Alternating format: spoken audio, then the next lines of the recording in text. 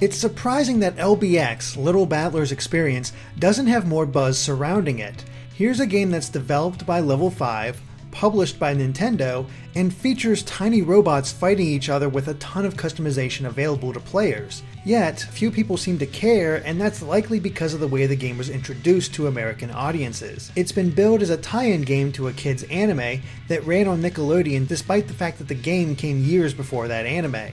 Many people have written it off as something just for kids, but while kids will absolutely find a lot to like about LBX, older players shouldn't immediately write it off either. The story of LBX takes place decades in the future, where a new toy called an LBX has become a massive hit amongst kids. It's actually a sophisticated robot that can be customized in countless ways and battle with each other. However, these toys are dangerous and led to injuries before a special battle arena was developed that could absorb the damage. It's in this setting that a young boy named Van, who dreams of becoming an LBX champion, comes into possession of a special model.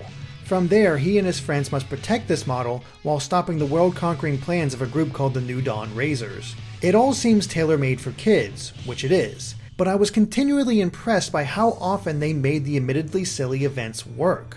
These are dangerous robots when used in the open, so it somehow becomes plausible that defeating a bad guy's LBX makes them run away.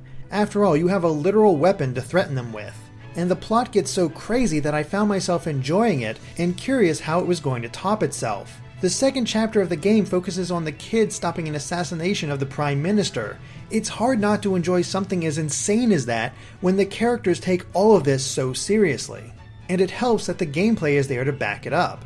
Each LBX has 5 parts that can be interchanged: the head, the torso, both arms, and the legs, and can equip 2 different weapons that can be swapped between during battle. There are a lot of different parts and even higher quality parts of existing ones. Players can mix and match to their heart's content, and each part does feel like it causes a real change in the LBX's performance. It really depends on your playstyle.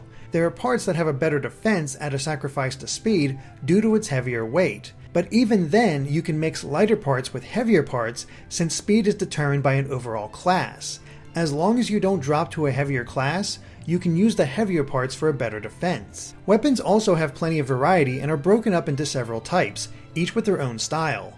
But LBX goes a step further with a rock, paper, scissors take on damage types. Each kind of weapon is classified by the type of damage it does: slashing, piercing, or blasting.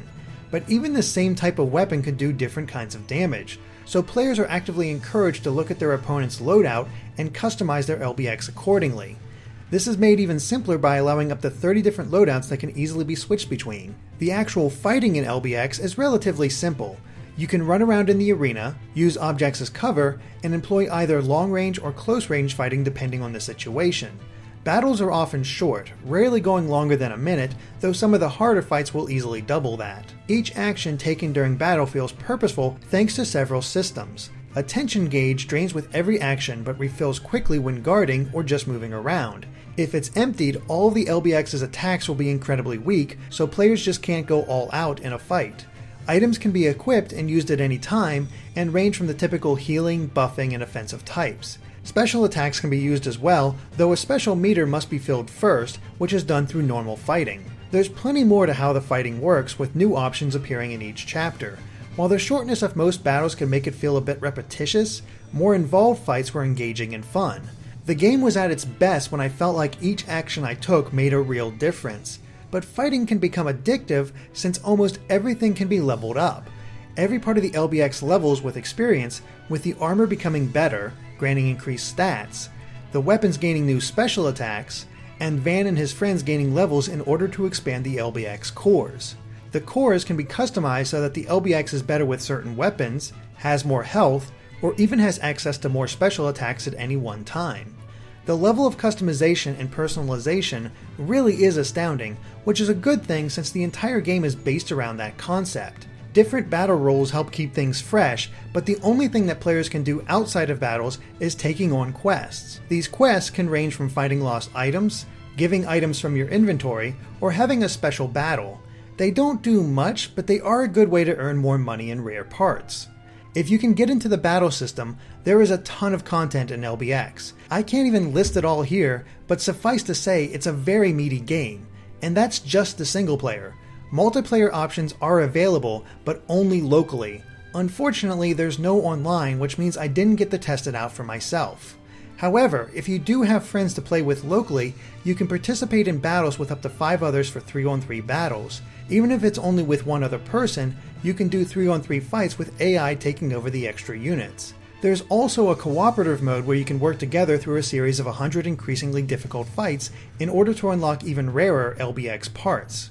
Graphically, it's obvious that this is an older 3DS game since it was released in 2012 in Japan, but its style is good enough that I never really minded. It has a clean look and each character is distinct. Even the LBX designs are great, with some taking some pretty clear inspiration from classic giant robot animes. Battles are fast with no hint of slowdown, and each area is surprisingly detailed. However, there is one thing that sold me on the look of this game. Battles are not limited to themed areas. Sometimes fights can take place outside of those, such as on coffee tables, in air vents, and even against a giant construction vehicle. As I said before, it's so crazy a concept that I couldn't help but be endeared by it. And there was quite a bit of voice acting and animated cutscenes to help flesh out the story. The voice acting is about on par with your typical children's anime dub, but none of them ever annoyed me. If anything, it helped sell that I was taking part in this show. And the music is great, with some real variety to the themes, ranging from more ominous pieces to hard-rocking battle anthems to pleasant everyday life songs. LBX might not be on many people's radar, but it shouldn't be discounted. If you're a fan of customization and robot fighting, it might be the game for you. I was surprised how much I genuinely enjoyed it. Outside of the customization options, it doesn't do anything incredibly special, but I liked it for what it was. I can see myself continuing to play it just to see what it does next. Thanks for watching, and be sure to stay tuned to GameXplain for more on LBX and other things gaming.